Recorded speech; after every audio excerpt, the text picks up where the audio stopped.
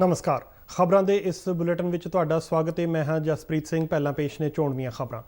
प्रधानमंत्री नरेंद्र मोदी ने कहा है कि नविआउणयोग ऊर्जा के खेत्र में भारत एक मॉडल के रूप में उभरेगा।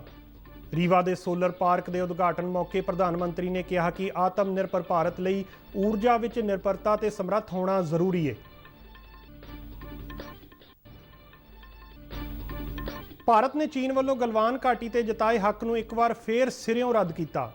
भारत ने कहा कि देश की प्रभुसत्ता और सरहदी रक्षा नाल कोई समझौता नहीं किया जाएगा। भारत ने कहा है कि कुलभूषण जाधव के केस विच नवे कानूनी रस्ते खोजे जाएंगे।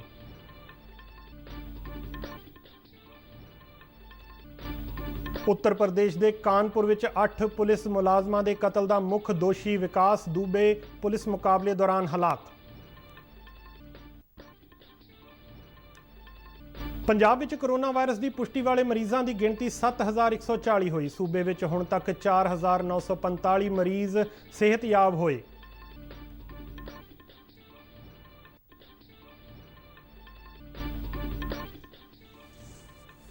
जम्मू कश्मीर के पुंछ जिले विच पाकिस्तान वालों की गई गोलीबारी दौरान एक महिला की मौत।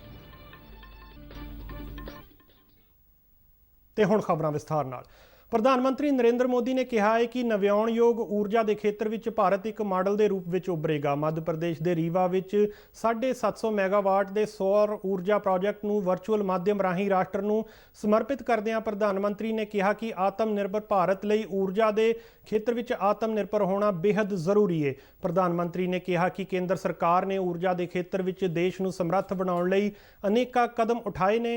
रीवा के सौर ऊर्जा प्रोजेक्ट का जिक्र करदिआं प्रधानमंत्री ने कहा कि एशिया के सब तो वड्डे इस सोलर प्रोजेक्ट ने नवा इतिहास सिरजिया है। उन्होंने कहा कि ऊर्जा उत्पादन विच देश नूं समर्थ बनाउण लई अजिहे पावर प्रोजेक्ट केंद्री धुरे की भूमिका निभाउणगे।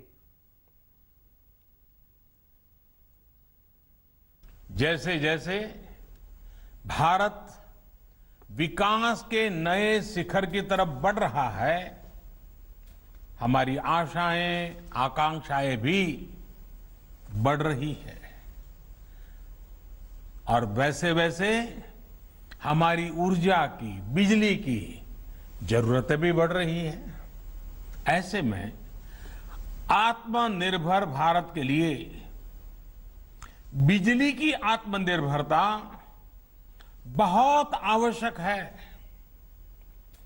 इसमें सौर ऊर्जा एक बहुत बड़ी भूमिका निभाने वाली है और हमारे प्रयास भारत की इसी ताकत को विस्तार देने के हैं।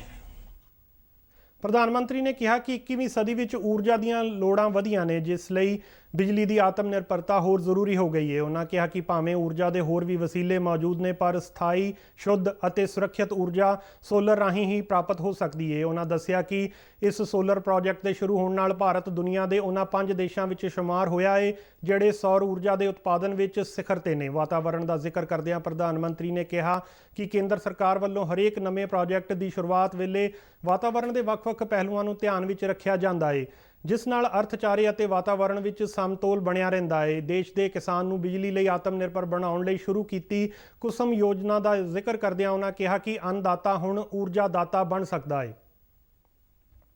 साथियों, आज आप देखेंगे कि सरकार के जितने भी कार्यक्रम हैं उनमें पर्यावरण सुरक्षा और ईज ऑफ लिविंग को प्राथमिकता दी जा रही है। हमारे लिए पर्यावरण की सुरक्षा सिर्फ कुछ प्रोजेक्ट्स तक सीमित नहीं है, बल्कि ये वे ऑफ लाइफ है। मध्य प्रदेश के रीवा में स्थापित किया गया सोलर प्रोजेक्ट 1500 हैक्टेयर रकबे में फैलिया होया है, जिस 250 मैगावाट की समर्था के 3 ऊर्जा यूनिट स्थापित किए गए हैं। केंद्र सरकार वालों इस सोलर पार्क लिए 138 करोड़ रुपए मुहैया करवाए गए हैं। एक अनुमान मुताबिक रीवा सोलर प्रोजेक्ट नाल कार्बन उत्सर्जन में सालाना 15 लाख टन की कमी आएगी। ਭਾਰਤ ਨੇ ਇੱਕ ਵਾਰ ਫਿਰ ਚੀਨ ਵੱਲੋਂ ਗਲਵਾਨ ਘਾਟੀ ਤੇ ਜਤਾਏ ਹੱਕ ਨੂੰ ਸਿਰਿਓਂ ਰੱਦ ਕੀਤਾ ਹੈ। ਵਿਦੇਸ਼ ਮੰਤਰਾਲੇ ਦੇ ਬੁਲਾਰੇ ਅਨੁਰਾਗ ਸ੍ਰੀਵਾਸਤਵ ਨੇ ਕਿਹਾ ਹੈ ਕਿ ਗਲਵਾਨ ਘਾਟੀ ਵਿੱਚੋਂ ਫੌਜਾਂ ਨੂੰ ਮੁਕੰਮਲ ਤੌਰ ਤੇ ਹਟਾਇਆ ਜਾਣਾ ਜ਼ਰੂਰੀ ਹੈ ਤਾਂ ਜੋ ਅਸਲ ਕੰਟਰੋਲ ਰੇਖਾ ਤੇ ਸ਼ਾਂਤੀ ਅਤੇ ਸੁਹਿਰਦਤਾ ਦਾ ਮਾਹੌਲ ਬਣਾਇਆ ਜਾ ਸਕੇ।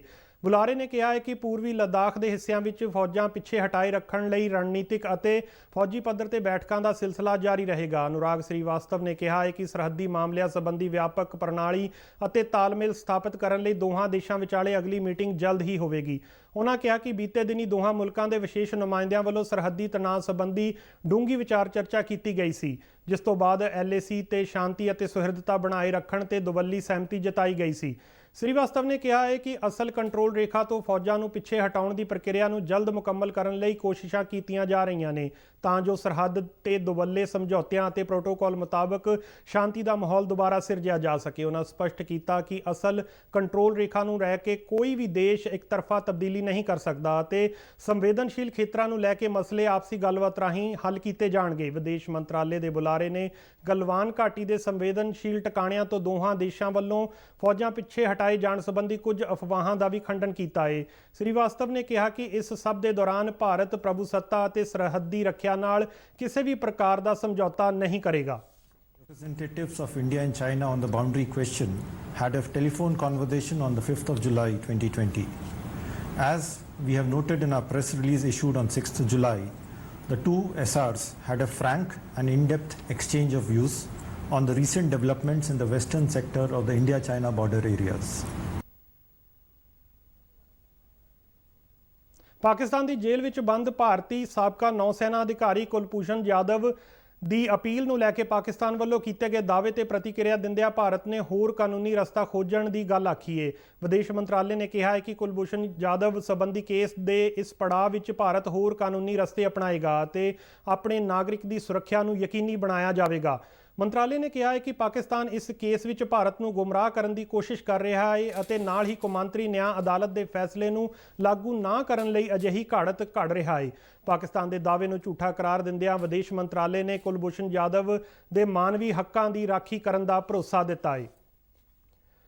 ਕੁਵੈਤ ਸਰਕਾਰ ਵੱਲੋਂ ਪ੍ਰਵਾਸੀ ਕਾਮਿਆਂ ਦੀ ਛਾਂਟੀ ਲਈ ਲਿਆਂਦੇ ਜਾ ਰਹੇ ਪ੍ਰਵਾਸੀ ਕੋਟਾ ਬਿੱਲ ਨਾਲ ਪੈਦਾ ਹੋਈ ਸਥਿਤੀ ਤੇ ਭਾਰਤ ਨੇੜਿਓਂ ਨਜ਼ਰ ਰੱਖ ਰਿਹਾ ਹੈ। ਵਿਦੇਸ਼ ਮੰਤਰਾਲੇ ਦੇ ਬੁਲਾਰੇ ਅਨੁਰਾਗ ਸ੍ਰੀਵਾਸਤਵ ਨੇ ਦੱਸਿਆ ਕਿ ਕੁਵੈਤ ਸਰਕਾਰ ਵੱਲੋਂ ਪ੍ਰਸਤਾਵਿਤ ਕੀਤੇ ਗਏ ਪ੍ਰਵਾਸੀ ਕੋਟਾ ਬਿੱਲ ਸੰਬੰਧੀ ਭਾਰਤ ਲਗਾਤਾਰ ਕੁਵੈਤ ਨਾਲ ਸੰਪਰਕ ਵਿੱਚ ਹੈ। ਉਹਨਾਂ ਦੱਸਿਆ ਕਿ ਇਸ ਬਿੱਲ ਨੂੰ ਲੈ ਕੇ ਦੋਹਾਂ ਦੇਸ਼ਾਂ ਦੇ ਵਿਦੇਸ਼ ਮੰਤਰੀਆਂ ਵਿਚਾਲੇ ਵੀ ਟੈਲੀਫੋਨ ਰਾਹੀਂ ਗੱਲਬਾਤ ਹੋਈ ਹੈ। ਸ੍ਰੀਵਾਸਤਵ ਨੇ ਦੱਸਿਆ ਕਿ ਭਾਰਤ ਨੇ ਕੁਵੈਤ ਨੂੰ ਆਪਣੇ ਨਾਗਰਿਕਾਂ ਦੀ ਸਮੱਸਿਆ ਤੋਂ ਜਾਣੂ ਕਰਵਾਇਆ ਹੈ। ਪਿਛਲੇ ਮਹੀਨੇ ਕੁਵੈਤ ਦੇ ਪ੍ਰਧਾਨ ਮੰਤਰੀ ਸ਼ੇਖ ਸਬਾ ਅਲ ਖਾਲਿਦ ਅਲ ਸਬਾ ਵੱਲੋਂ ਦੇਸ਼ ਵਿੱਚ ਪ੍ਰਵਾਸੀਆਂ ਦੀ ਗਿਣਤੀ ਨੂੰ ਦੇਸ਼ ਦੀ ਜਨਸੰਖਿਆ ਦੇ ਮੁਤਾਬਕ 70 ਤੋਂ 30% ਕਰਨ ਦੀ ਕੋਟਾ ਬਿੱਲ ਪ੍ਰਸਤਾਵਿਤ ਕੀਤਾ ਗਿਆ ਸੀ, ਜਿਸ ਦੇ ਅਮਲ ਵਿੱਚ ਆਉਣ ਤੋਂ ਬਾਅਦ ਤਕਰੀਬਨ 8 ਲੱਖ ਭਾਰਤੀ ਕਾਮਿਆਂ ਨੂੰ ਕੁਵੈਤ ਛੱਡਣਾ ਪੈ ਸਕਦਾ ਹੈ। ਇਸ ਬਿੱਲ ਮੁਤਾਬਕ ਭਾਰਤ ਦੇ 15% ਕਾਮੇ ਹੀ ਕੁਵੈਤ ਵਿੱਚ ਕੰਮ ਕਰ ਸਕਣਗੇ। ਕੱਚੇ ਤੇਲ ਦੇ ਕਾਰੋਬਾਰ ਤੇ ਨਿਰਭਰ ਅਰਥਚਾਰੇ ਵਾਲਾ ਕੁਵੈਤ ਅੱਜ-ਕੱਲ੍ਹ ਆਰਥਿਕ ਮੰਦਹਾਲੀ ਦੇ ਦੌਰ ਵਿੱਚੋਂ ਲੰਘ ਰਿਹਾ ਹੈ, ਜਿਸ ਦੇ ਚਲਦਿਆਂ ਉਹਨਾਂ ਨੇ ਦੇਸ਼ ਵਿੱਚੋਂ ਵਿਦੇਸ਼ੀ ਕਾਮਿਆਂ ਨੂੰ ਘੱਟ ਕਰਨ ਦਾ ਫੈਸਲਾ ਕੀਤਾ ਹੈ। ਉੱਤਰ ਪ੍ਰਦੇਸ਼ ਦੇ ਕਾਨਪੁਰ ਵਿੱਚ 8 ਪੁਲਿਸ ਮੁਲਾਜ਼ਮਾਂ ਦੇ ਕਤਲ ਦਾ ਮੁੱਖ ਦੋਸ਼ੀ ਵਿਕਾਸ ਦੁਬੇ ਅੱਜ ਪੁਲਿਸ ਮੁਕਾਬਲੇ ਦੌਰਾਨ ਮਾਰਿਆ ਗਿਆ। ਯੂਪੀ ਪੁਲਿਸ ਦੇ IG ਮੋਹਿਤ ਅਗਰਵਾਲ ਨੇ ਦੁਬੇ ਦੀ ਮੌਤ ਦੀ ਪੁਸ਼ਟੀ ਕਰਦਿਆਂ ਦੱਸਿਆ ਕਿ ਉਸ ਨੂੰ ਉਜੈਨ ਤੋਂ ਕਾਨਪੁਰ ਟ੍ਰਾਂਜ਼ਿਟ ਰਿਮਾਂਡ ਤੇ ਲਿਆਂਦਾ ਜਾ ਰਿਹਾ ਸੀ ਅਤੇ ਇਸ ਦੌਰਾਨ ਕਾਨਪੁਰ ਨੇੜੇ ਪੁਲਿਸ ਦੀ ਗੱਡੀ ਹਾਦਸਾਗ੍ਰਸਤ ਹੋ ਗਈ। ਉਹਨਾਂ ਦੱਸਿਆ ਕਿ ਇਸ ਦੌਰਾਨ ਦੁਬੇ ਨੇ ਪੁਲਿਸ ਮੁਲਾਜ਼ਮ ਕੋਲੋਂ ਹਥਿਆਰ ਖੋਹ ਕੇ ਭੱਜਣ ਦੀ ਕੋਸ਼ਿਸ਼ ਕੀਤੀ ਅਤੇ ਪੁਲਿਸ ਵੱਲੋਂ ਕੀਤੀ ਗਈ ਫਾਇਰਿੰਗ ਵਿੱਚ ਉਹ ਜ਼ਖਮੀ ਹੋ ਗਿਆ। ਜ਼ਖਮੀ ਹਾਲਤ ਵਿੱਚ ਵਿਕਾਸ ਦੁਬੇ ਨੂੰ ਕਾਨਪੁਰ ਦੇ ਇੱਕ ਪ੍ਰਾਈਵੇਟ ਹਸਪਤਾਲ ਲਿਜਾਇਆ ਗਿਆ, ਜਿੱਥੇ ਡਾਕਟਰਾਂ ਨੇ ਉਸ ਨੂੰ ਮ੍ਰਿਤਕ ਐਲਾਨ ਦਿੱਤਾ। ਵਿਕਾਸ ਦੁਬੇ ਨੂੰ ਬੀਤੇ ਦਿਨ ਮੱਧ ਪ੍ਰਦੇਸ਼ ਦੇ ਉਜੈਨ ਤੋਂ ਗ੍ਰਿਫਤਾਰ ਕੀਤਾ ਗਿਆ ਸੀ। ਪੰਜਾਬ ਵਿੱਚ ਕੋਰੋਨਾ ਵਾਇਰਸ ਦੀ ਪੁਸ਼ਟੀ ਵਾਲੇ ਮਰੀਜ਼ਾਂ ਦੀ ਗਿਣਤੀ ਵੱਧ ਕੇ 7140 ਹੋ ਗਈ ਹੈ। ਸੂਬੇ ਦੇ ਸਿਹਤ ਵਿਭਾਗ ਵੱਲੋਂ ਜਾਰੀ ਮੀਡੀਆ ਬੁਲੇਟਿਨ ਮੁਤਾਬਕ ਬੀਤੇ ਦਿਨ ਮਹਾਮਾਰੀ ਦੇ 234 ਨਵੇਂ ਕੇਸ ਸਾਹਮਣੇ ਆਏ ਅਤੇ 5 ਮੌਤਾਂ ਹੋਈਆਂ। ਸੂਬੇ ਵਿੱਚ ਹੁਣ ਤੱਕ 4945 ਮਰੀਜ਼ ਸਿਹਤਯਾਬ ਹੋ ਚੁੱਕੇ ਨੇ ਅਤੇ 2012 ਮਰੀਜ਼ ਇਲਾਜ ਅਧੀਨ ਨੇ। ਪੰਜਾਬ ਵਿੱਚ ਮਹਾਮਾਰੀ ਨਾਲ ਮੌਤਾਂ ਦੀ ਗਿਣਤੀ ਦਾ ਅੰਕੜਾ ਵੀ ਵੱਧ ਕੇ 183 ਤੱਕ ਪੁੱਜ ਗਿਆ ਹੈ। ਮਹਿਕਮੇ ਮੁਤਾਬਕ ਕੱਲ ਅੰਮ੍ਰਿਤਸਰ, ਸੰਗਰੂਰ, ਲੁਧਿਆਣਾ, ਕਪੂਰਥਲਾ ਅਤੇ ਗੁਰਦਾਸਪੁਰ ਵਿੱਚ ਇੱਕ ਕੋਰੋਨਾ ਵਾਇਰਸ ਮਰੀਜ਼ ਦੀ ਮੌਤ ਹੋਈ। ਉਹਨਾਂ ਦੱਸਿਆ ਹੈ ਕਿ ਸੂਬੇ ਵਿੱਚ ਸਭ ਤੋਂ ਵੱਧ ਲੁਧਿਆਣਾ ਜ਼ਿਲ੍ਹੇ ਵਿੱਚ 1248 ਕੇਸ ਮਿਲੇ ਨੇ, ਜਦਕਿ ਜਲੰਧਰ ਵਿੱਚ 1048, ਅੰਮ੍ਰਿਤਸਰ ਵਿੱਚ 1001, ਸੰਗਰੂਰ ਵਿੱਚ 609, ਪਟਿਆਲਾ ਵਿੱਚ 486, ਮੋਹਾਲੀ ਵਿੱਚ 335 ਅਤੇ ਗੁਰਦਾਸਪੁਰ ਵਿੱਚ 278 ਮਰੀਜ਼ਾਂ ਦੀ ਪੁਸ਼ਟੀ ਹੋਈ ਹੈ। ਸਿਹਤ ਵਿਭਾਗ ਅਨੁਸਾਰ ਸੂਬੇ ਵਿੱਚ 3,69,425 ਟੈਸਟ ਕੀਤੇ ਜਾ ਚੁੱਕੇ ਨੇ। ਜੰਮੂ ਕਸ਼ਮੀਰ ਦੇ ਪੁੰਛ ਜ਼ਿਲ੍ਹੇ ਨਾਲ ਲੱਗਦੀ ਕੰਟਰੋਲ ਰੇਖਾ ਤੇ ਪਾਕਿਸਤਾਨ ਵੱਲੋਂ ਕੀਤੀ ਗਈ ਗੋਲੀਬਾਰੀ ਦੌਰਾਨ ਇੱਕ ਮਹਿਲਾ ਦੀ ਮੌਤ ਹੋ ਗਈ ਹੈ। ਰੱਖਿਆ ਸੂਤਰਾਂ ਵੱਲੋਂ ਦਿੱਤੀ ਗਈ ਜਾਣਕਾਰੀ ਮੁਤਾਬਕ ਬੀਤੀ ਰਾਤ ਪਾਕਿਸਤਾਨ ਫੌਜ ਵੱਲੋਂ ਜ਼ਿਲ੍ਹੇ ਦੇ ਕਸਬਾ ਕਿਰਨੀ ਅਤੇ ਦੇਗਵਾਰ ਸੈਕਟਰਾਂ ਵਿੱਚ ਇੱਕ ਵਾਰ ਫੇਰ ਗੋਲੀਬੰਦੀ ਦੀ ਉਲੰਘਣਾ ਕੀਤੀ ਗਈ। ਸੂਤਰਾਂ ਮੁਤਾਬਕ ਪਾਕਿਸਤਾਨ ਫੌਜ ਵੱਲੋਂ ਇਹਨਾਂ ਸੈਕਟਰਾਂ ਵਿੱਚ ਅਗਲੇਰੀਆਂ, ਭਾਰਤੀ ਚੌਕੀਆਂ ਅਤੇ ਨਾਗਰਿਕ ਟਿਕਾਣਿਆਂ ਨੂੰ ਨਿਸ਼ਾਨਾ ਬਣਾ ਕੇ ਫਾਇਰਿੰਗ ਕੀਤੀ ਗਈ ਅਤੇ ਮੋਰਟਾਰ ਦੇ ਗੋਲੇ ਦਾਗੇ ਗਏ। ਉਹਨਾਂ ਦੱਸਿਆ ਕਿ ਇਸ ਫਾਇਰਿੰਗ ਦੌਰਾਨ ਪੁੰਛ ਜ਼ਿਲ੍ਹੇ ਦੇ ਲੰਜੋਟੇ ਪਿੰਡ ਦੀ ਇੱਕ ਮਹਿਲਾ ਗੰਭੀਰ ਰੂਪ ਵਿੱਚ ਜ਼ਖਮੀ ਹੋਈ ਸੀ, ਜਿਸ ਨੂੰ ਇਲਾਜ ਲਈ ਹਸਪਤਾਲ ਦਾਖਲ ਕਰਵਾਇਆ ਗਿਆ ਸੀ, ਜਿੱਥੇ ਉਸਨੇ ਦਮ ਤੋੜ ਦਿੱਤਾ। ਭਾਰਤੀ ਫੌਜ ਨੇ ਵੀ ਪਾਕਿਸਤਾਨੀ ਗੋਲਾਬਾਰੀ ਦਾ ਮੂੰਹ ਤੋੜਵਾਂ ਜਵਾਬ ਦਿੱਤਾ ਹੈ। 2 ਦਿਨ ਪਹਿਲਾਂ ਪਾਕਿਸਤਾਨੀ ਫੌਜ ਵੱਲੋਂ ਕੰਟਰੋਲ ਰੇਖਾ ਤੇ ਕੀਤੀ ਗਈ ਫਾਇਰਿੰਗ ਦੌਰਾਨ ਇੱਕ 65 ਸਾਲਾ ਮਹਿਲਾ ਦੀ ਮੌਤ ਹੋ ਗਈ ਸੀ। ਇਸੇ ਦੌਰਾਨ ਪੁਲਵਾਮਾ ਵਿੱਚ ਅੱਤਵਾਦੀਆਂ ਵੱਲੋਂ ਇੱਕ ਫੌਜੀ ਵਾਹਨ ਤੇ ਕੀਤੀ ਗਈ ਫਾਇਰਿੰਗ ਦੌਰਾਨ ਇੱਕ ਜਵਾਨ ਅਤੇ ਇੱਕ ਮਹਿਲਾ ਜ਼ਖਮੀ ਹੋਏ ਨੇ। ਇਸ ਦੇ ਨਾਲ ਹੀ ਖਬਰਾਂ ਦਾ ਇਹ ਬੁਲੇਟਿਨ ਖਤਮ ਹੁੰਦਾ ਹੈ। ਆਗਿਆ ਦਿਓ, ਨਮਸਕਾਰ।